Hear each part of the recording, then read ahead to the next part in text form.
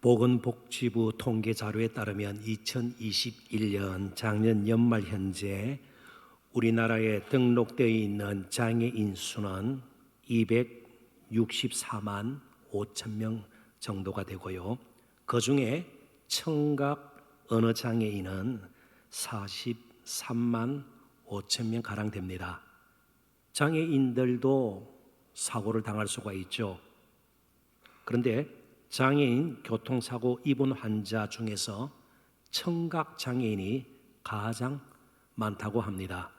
그 이유는 뒤에서 울리는 자동차 경적 소리, 빵빵하는 소리를 듣지 못하다가 변을 당하는 것이죠. 우리 또한 영적으로 귀가 어두워져 있으면, 그래서 하나님의 말씀을 제대로 듣지 못하면, 그 말씀이 우리의 삶에 조금치도 영향을 미치지 못하면 인생의 길을 가는데 틀림없이 문제가 생깁니다. 부딪히고 깨어지고 상하게 되어 있습니다. 가정도 마찬가지고 대인관계도 마찬가지고 하는 일에도 열정도 사라지고 보람이나 기쁨도 찾기 힘들어지게 됩니다. 그러는 사이에 일상의 노예가 되죠. 몸이 건조한 되풀이되는 삶의 노예가 되어서 그냥 하루하루를 보낼 수밖에 없게 되는 것입니다. 오늘 어버이 주일에도 우리는 먼저 주님의 말씀을 들어야 합니다. 그리고 어떻게 부모님이 안 계시면 부모님 연배의 어르신들을 제대로 섬길 수 있을 것인가 보살피고 돕고 공경하며 살 것인가 우리가 이어서 생각해야 되는 것입니다. 오늘 본문의 말씀은 흔히 가상칠언, 그러니까 십자가상에서 예수님께서 마지막 남기신 7마디의 말씀 가운데 세 번째 것이 됩니다. 여자여 보소서 아들이니이다. 보라 내 어머니라. 같은 말씀이죠. 그런데 우리가 이 말씀을 좀 더 깊이 살펴보기 전에 오해를 할 수가 있기 때문에 꼭 이 부분은 짚고 넘어가야 된다고 생각이 듭니다. 이 말씀을 단순하게 혹은 또 지나치게 감상적으로 예수님께서는 십자가에 못 박혀 있는 가운데 얼마나 참 힘든 가운데 있어요. 그런 가운데서도 효성이 지극해서 효도를 다 하셨다 하는 식으로 너무 성급하게 빨리 해석을 해서는 안 된다는 것입니다. 물론 예수님의 마음에는요, 육신의 어머니 마리아에 대한 분명히 사랑하는 마음, 섬기고자 하는 마음, 그 효성이 담겨 있는 거 사실입니다. 그렇지만 이 말씀은 그 정도에 멈춰서는 안 되고, 이 말씀을 예수님께서는 자신의 십자가에서의 죽음으로 인해서 이제 새로운 시대가 시작됐음을 알리는, 죄와 사망과 율법과 마귀의 권세 아래 있던 사람들에게 새로운 자유를 선포하는 승리의 선포라는 측면에서 이해해야 된다는 것입니다. 이게 왜 필요한가 하면 단순히 우리가 부모님들에게 효도하자 혈육의 정에 국한되어서 하면요, 좀 마음이 상하면 원수처럼 부모님을 대할 것입니다. 뭐 재산 문제라든지 등등 말이죠. 형제간의 우애도 형편없이 깨어질 수 있을 겁니다. 분명히 그럴 수가 있는 것이죠. 부모 자식 간의 관계뿐만 아니고 부부 관계도 그럴 수 있습니다. 부부 사이가 좋지 못하면 어떻게 돼요? 부모님 제대로 섬길 수가 없어요. 한쪽이 반대하고 한쪽이 막았으면요, 그래서 새로운 불씨가 되어서 오히려 가정을 어렵히실 수가 있죠. 그런 모습을 보고 자라난 아이들이 효성이 지극하고 그럴 수가 없는 것이죠. 그러니까 이제 부모님을 향한 우리의 사랑도 십자가로부터 시작이 되어야 되는 거예요. 혈육의 정을 뛰어넘는 거룩한 효도가 오늘 우리에게 필요하다는 것입니다. 복음의 조명을 받아 비추어짐 가운데에 어버이들을 향한 우리의 근본적인 자세와 태도를 살펴보는 것이 마땅하다, 그런 뜻이에요. 그래서 십자가에 못 박히신 이 아들이 예수 그리스도죠. 보여준 사랑을 오늘 저희들이 몇 가지 측면에서 살펴보기를 원합니다. 첫 번째로 그 사랑은 넘치는 사랑이었습니다. 한번 그림을 그려보십시오. 예수님은 지금 발가벗은 채로 아무것도 입지 않은 채로 십자가에 못 박혀 있습니다. 그게 무슨 선물 쿠폰, 선물권이 있어요? 없어요. 쿠폰이라는 게 없어요. 뭐 선물을 따로 준비하고 그런 것이 없어요. 아무것도 내놓을 것이 없어요.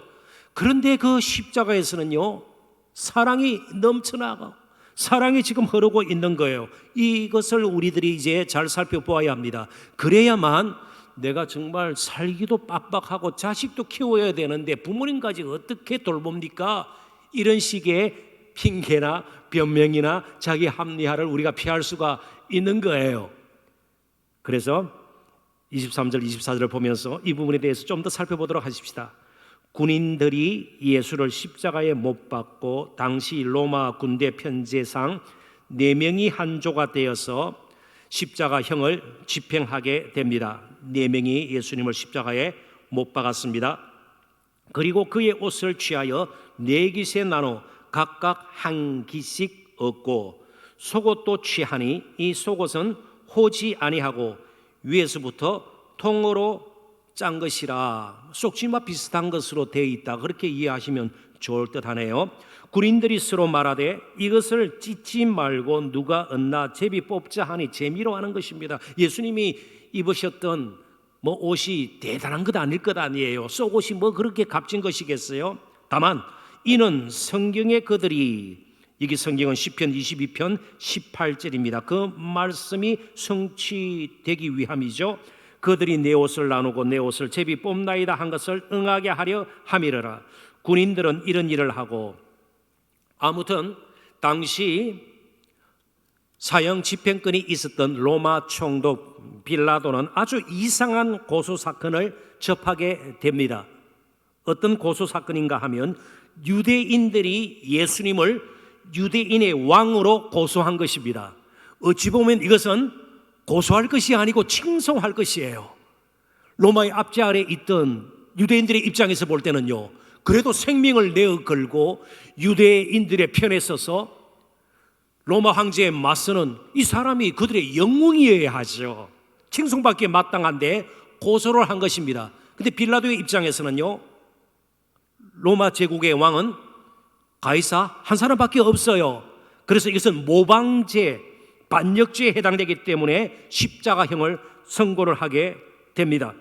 그런데 이 빌라도가 그를 십자가에 못 박은 다음 십자가에 못 박히신 예수님의 머리 위에 유대인의 왕이라는 팻말을 달게 되는 거예요. 걸게 되는 겁니다. 그랬더니 유대인들이 반발을 하죠. 자칭 유대인의 왕이라고 고쳐 쓰십시오. 그런데 빌라도가 그걸 거절해요. 그러니까 마음 한구석에는요, 실제로 예수님을 유대인의 왕으로 여겼다 볼 수도 있는 여지가 있다, 그런 말씀입니다. 아무튼 왕이라면, 그래도 형편없는 나라의 왕이라면 이 정도의 초라한 모습은 아닐 거예요. 아무튼 왕들은 주로 가져가는 입장이에요. 세금을 걷어가요. 백성들은 왕에게 세금을 바쳐야 합니다. 그리고 필요하다면 성을 건축한다든지 무슨 여러 가지 필요한 그런 일들을 위해서 부역을 시킵니다. 노동력을 지나치게 착취하는 경우도 있죠. 그리고 전쟁을 치르기 위해서 혹은 자신의 왕의 건세를 이어가기 위해서 병사들을 징집하기도 합니다. 불러 모으기도 합니다. 근데 예수님은요, 전혀 그런 모습이 아니에요. 아무것도 가지고 가지 않았습니다. 오히려 모든 것을 내어놓습니다. 겉옷과 속옷을 내어놓습니다. 본문에는 나와 있지 않지만 당시 보통 유대인 남자들이 머리에 썼던 두건, 겉옷에 둘렀던 띠, 그리고 신었던 샌들 등 모든 것을 내어놓습니다. 30절에 영혼이 떠나가시니라. 마지막 예수님은 그 마지막 생명이 꺼지는 그 순간의 호흡까지도 이게 떠나가시니라, 이 말 역시 영혼을 내어주셨느니라. 마지막 호흡까지도 저와 여러분을 위해서 죄 가운데 있던 유대인들과 온 인류를 위해서 내어주셨습니다. 예수님은 모든 것을 아낌없이 내어주셨습니다. 대신 예수님께 돌아온 것은 모욕과 조롱, 침뱉음과 고통뿐이었습니다. 지극히 초라한, 너무나도 연약한 왕의 모습입니다. 이 모습을 보고 16세기 프랑스의 종교개혁자 장 칼빈은 이렇게 해석을 했습니다. 그리스도의 옷이 벗겨짐으로써 그리스도께서 우리에게 자신의 의를 더럽혀 주실 수 있게 되었고, 그의 벗은 몸이 사람들에게서 모욕을 받음으로써 우리가 영광 가운데 하나님의 심판대 앞에 설 수 있게 되었습니다. 아담과 하와가 하나님께 불순종의 죄를 범한 후에 너무나도 창피하고 두려워서 무화과 나뭇잎으로 벗은 몸의 수치를 가리려고 했습니다. 그러나 얼마 가지 못해서 씨들고 말았습니다. 그 입으로는 그들이 범한 죄의 수치를 영원히 가릴 수가 없었습니다. 우리도 마찬가지입니다. 우리의 학벌이나 가진 재산이나 외모 등 사람들이 평가하는 그런 것으로 우리의 수치를 숨기려고 하죠. 그럴듯하게 꾸미려고 하죠. 그렇지만 그것으로는 영원히 덮을 수가 없는 것입니다. 예수님께서 벗은 몸으로 십자가에 매달려 피를 흘렸었기에 우리의 허물과 죄가 가려지게 되었습니다. 베드로전서 4장 8절입니다. 무엇보다도 뜨겁게 서로 사랑할지니 사랑은 허다한 죄를 덮느니라. 예수님의 그 벗음이 우리의 덮음이 되었습니다. 모든 것을 내어주셨기에 이제 우리는 하나님의 모든 충만한 것을 누릴 수 있는 하나님의 자녀가 된 것입니다. 그런데 이 세상에서 예수님께서 보여주셨던 십자가에 넘쳐나는 그 사랑을 가장 닮은 사랑이 있다면 그것은 우리 부모님의 사랑입니다. 때로는 자신이 수치와 모멸감을 느낄 정도로 너무나도 연약하고 초라한 모습이 된다 할지라도 때로는 그분의 눈물로, 그분의 사랑으로 우리를 덮어주세요. 자신만큼은 잘 되도록 덮어주세요. 아끼지 않고 내어주세요. 그래서 우리가 어떻게든 조금이라도 더 풍성하게 살도록 우리 부모님들은 내어주는 사랑, 바로 우리가 보기에는 연약해 보이고요, 나이가 들어서 이미 세상을 떠나신 분들도 계실 거예요. 많이 배우지 못한 분들도 상당수 있을 거예요. 그럼에도 불구하고 그 부모님으로부터 넘쳐나는 사랑, 그 사랑을 잊고 오늘 저와 여러분이 살게 되었습니다. 여러 가정들 가운데 결혼하고 말이죠, 여러 사정상 자녀가 없는 가정은 있어도 부모가 없는 저와 여러분은 존재하지 않아요. 그래서 오히려 부모님의 존재는 더욱 우리를 겸손하게 만들 수가 있죠. 우리 부모님을 이제 우리 또한 십자가의 사랑으로 사랑해야 합니다. 단순히 효도 이상의 것이에요. 핑계댈 수 없는 부모님의 존재 그 자체로도 우리는 기뻐하고 감사할 수 있어야 합니다. 조금 저희 집 이야기를 할게요. 가끔 아내가 입은 옷을 보고, 가끔이 아닙니다, 날마다 그래야 제가 살아남아요. 입은 옷을 보고 정말 멋지다 그렇게 이야기를 해요. 그런 경우가 있습니다. 그런데 아무리 제 기억을 더듬어 보아도 저희 어머니께서 입은 옷을 보고 제가 멋지다 말한 적이 한 번도 없는 것 같아요. 제가 무관심해서 그럴 수 있겠죠. 그런데 지나고 보니까 제가 그런 생각이 들어요. 어머니께서 그렇게 멋을 부리면서 옷을 입지 않았기 때문이 아닌가 말이죠. 그렇습니다. 우리의 부모님들, 특별히 어머니들, 자신이 먹고 입는데 돈이 아까워서 그런데 돈 쓰지 않아요. 자신은 못 배워도 아이들 교육시키느라 아이들을 위해서는, 자식들을 위해서는 내어놓는 거 전혀 아까워하지 않으셨습니다. 우리 부모님들 시대를 생각해 보십시오. 지금 우리가 누리고 있는 문명의 혜택 별로 누리지 못했습니다. 참 6.25 전쟁을 치르고 산업화, 그때 정말 허리띠를 졸라매고 교육시키느라 그렇게 애쓰셨던 분들이에요. 많은 것을 가지고 있지 않았습니다. 그러나 언제든 사랑만큼은 풍성했고 기도만큼은요 너무나도 넘쳐났습니다. 그리고 그분들의 눈물이, 그 사랑이 우리의 옷이 되어서 때론 외롭고 지친 우리들을 감싸 주었습니다. 예수님의 사랑이 또 그런 사랑이죠. 묵묵히 십자가에 달려서 그냥 사랑을 보여주셨습니다. 자신의 사랑을 증명하려고 이런저런 수를 쓰지 않았습니다. 그래서 그 넘쳐나는 사랑 가운데 우리가 받은 것이 무엇일까요? 바로 구원의 선물입니다. 그렇다면 십자가의 사랑으로 우리가 부모님을 효도한다면 가장 먼저 해야 될 것이 무엇이에요? 보약을 지어드리는 거 필요해요. 그러나 보약보다 먼저 복음을 전해 주어야 해요.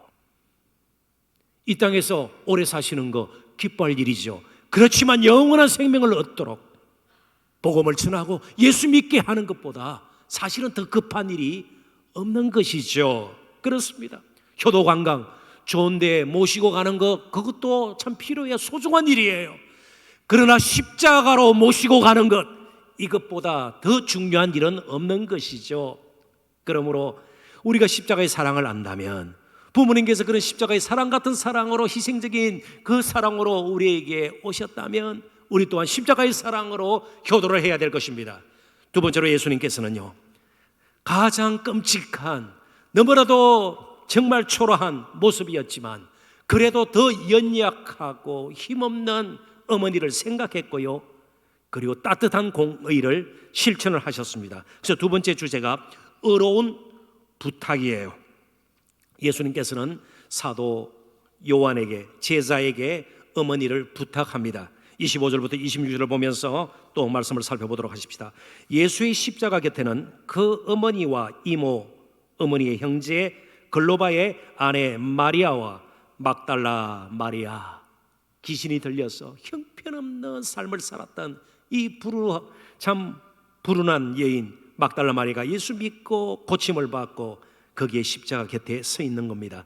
예수께서 자기의 어머니와 사랑하시는 제자 사도 요한이 곁에 서 있는 것을 보시고 자기 어머니께 말씀하시되 여자여 보소서 아들이니이다 하시고, 그런데 금방 어떻게 자식이 어머니에게 여자여 이렇게 부를 수가 있는가? 한글 번역된 이 단어, 이 호칭이 좀 무례하다는 느낌을 주는 것도 사실입니다. 그런데 사용된 헬라 단어는 친애하는 부인, 영어로 좋은 표현이 있어요. 마담, 굉장히 공경, 존경, 귀한 분, 그런 부인으로 마담 하는데, 이게 또 한국 들어와서는 어떻게 됐나요? 술집 뭐 해가지고요, 완전히 뜻이 바뀌어 버렸죠. 뭐 그런 식으로 이해를 하면 좋을 듯해요. 그러니까 여자여, 이게 굉장히 불손한 표현은 아니다는 거예요. 불경스러운 표현이 아니라는 겁니다. 아무튼 여자여 보소서 아들이니이다, 이 말을 좀 풀이할 필요가 있습니다. 이제 육신의 어머니 마리아는요, 예수님을 잉태할 때부터 예사의 일이 일어나지 않았다는 걸 감지하고 있었습니다. 천사로부터도 놀라운 이야기를 들었습니다. 중간중간 또 육신적으로 생각을 했을 가능성도 있지만요, 이제 예수님께서 십자가에 못 박혀서 여자여 보소서 아들이니이다, 이런 말씀을 하는 거예요. 풀이하면 이런 말씀이 되는 것이죠. 왜 제가 태어났는지 어머니 이제야 보시게 되었지요. 하나님의 뜻을 따라 인간의 죄를 속하기 위해서 제물로 드려지는 아들을 보십시오. 그리고 앞으로는 슬퍼하지 마십시오. 새로운 시대가 이제는 임했습니다. 그런 뜻이에요. 그러니까 예수님은 육신의 아들일 뿐만 아니고 구세주이시기도 한 거예요. 그리고 이제 사도 요한 제자에게 어머니를 부탁하게 됩니다. 보라 내 어머니라. 이는 보통 유대인들이 입양할 때에 사용하는 표현이지만 본문에서는요, 단순히 아들처럼 사도 요한이 마리아를 잘 돌봐 드릴 것을 부탁하는 말씀이기도 합니다. 당시 마리아를 포함한 여인들의 사회적 위상은 높지 않았습니다. 사회적 약자였습니다. 그래서 여인들은 사람의 수에도 세지를 않았어요. 계수할 때 여자는 세지를 않았습니다. 죄송합니다. 그냥 그렇게 여겨질 정도로 사회적인 약자였습니다. 그리고 마리아는 나사렛 출신입니다. 갈릴리 그 지역 자체가 굉장히 어렵고 힘든 사람들이 모여 있는 것이고요, 나사렛 산골이에요. 산골입니다. 거기에도 우리와 같은 이런 산골은 아니고요, 유대 지역에서 산골이에요. 생활이 넉넉지 못했던 시골 여인입니다. 그리고 조금만 더 나가서 우리가 추론한다면, 너무 깊이 추론할 필요는 없습니다만은, 성경에 그의 남편 요셉의 존재감이 전혀 드러나지가 않아요. 그래서 많은 학자들은 아마 일찍 세상을 떠나고 예수님이 가장 노릇을 한 것으로 그렇게 해석하기도 합니다.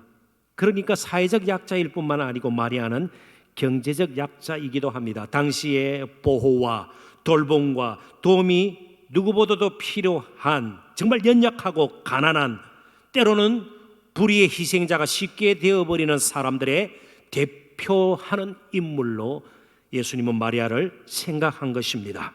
그리고 그를 돌봐줄 것을 사도 요한에게 부탁하죠. 그것은 어려운 부탁입니다. 우리가 말하는 공의는요, 무조건 핏개 떨고 막 데모하고 시위하고 이런 것으로 끝나는 것이 아니에요. 가장 가까이 있는 약하고 힘없는, 언제든지 피해자가 될 수밖에 없는 그런 사람들을 돌보는 따뜻한 공의, 차갑고 경직된 공의가 아닌 정말 아름다운 향기로운 공의가 필요함을 예수님은 아시고 십자가 위에서 그렇게 어려운 부탁을 하신 것입니다. 예수님께서도 육신을 입고 이 땅에 사시는 동안 약한 자들의 편에서 그들의 아픔과 슬픔 그리고 괴로움을 공감하셨고 그들에게 긍휼을 늘 베푸셨습니다. 그렇다면 오늘 가장 약한 자가 누구일까요? 바로 우리 부모님들이에요. 연로하신 어른들이세요. 이제 저도 말씀드렸죠. 아버님 그런 말에 제가 충격을 받고, 그죠? 그래서 보니까 저희 부부도 마찬가지예요. 서로를 보면서 제 아내가 이렇게 잡는 걸 보는데요, 머리 안이 훤히 보이는 거예요. 마음이 너무 아파서. 이전에 그러지 않았거든요. 머리숱이 점점 줄어들면서. 그러니까 아무리 예쁜 옷을 입어도 그렇게 예뻐 보이지 않고 그 사람은 점점 낡아지는, 그래서 몸에 또 고장도 나는, 가장 가까이서 돌봐야 공의를 실천해야 될 대상이 바로 우리 부모님이에요. 부모님이에요. 그래서 어떤 면에서 연로해서 육체적으로 약하고 활동조차 자유롭지 못한 부모님을 제일 먼저 돌봐야 할 사람들은 정부나 복지기관의 사람들이 아니라 그 자녀들입니다. 자, 디모데전서 5장 8절은 한 목소리로 같이 크게 한번 읽어보도록 하십시다. 다 같이 보시고요. 누구든지 자기 친족, 특히 자기 가족을 돌보지 아니하면 믿음을 배반한 자요 불신자보다 악한 자니라. 그러니까 가까이 있는 부모님, 가족을 돌보지 않는 그런 믿음은 엉터리 믿음이에요. 그 엉터리 믿음, 예수님이 인정하지 않는 믿음이에요. 오히려 불신자보다도 악하다. 그러니까 가장 먼저 공의를 실천해야 될 곳이 어디인가, 좌표 매김을 우리는 정확하게 할 수 있어야 된다는 것입니다. 조금 더 나아가 보도록 하십시다. 아프리카에 사는 원래 원주민들은 자신들을 한 번도 흑인이라고 부르지 않는다고 해요. 그렇죠. 우리끼리 황인종, 이 누렁이야 그래요? 이 옐로우 그래요? 한 번도. 우리 장로님들은 어때요? 서로 보고 장로님 그러지 않고 헤이 좀 나이 든 누렁이 그런 적 있어요? 서기 황인종 그렇게 불렀어요? 아니, 우리 서로 황인종이라는 말 쓴 적 있어요? 없어요. 흑인들이라 그러지 않아요. 언제부터요? 차별하기 시작할 때부터예요. 특별히 서양 소위 백인들이 흑인 노동력을 착취하고 식민지화해서 차별하기 시작할 때 흑인이라는 말을 쓰기를 시작한 것입니다.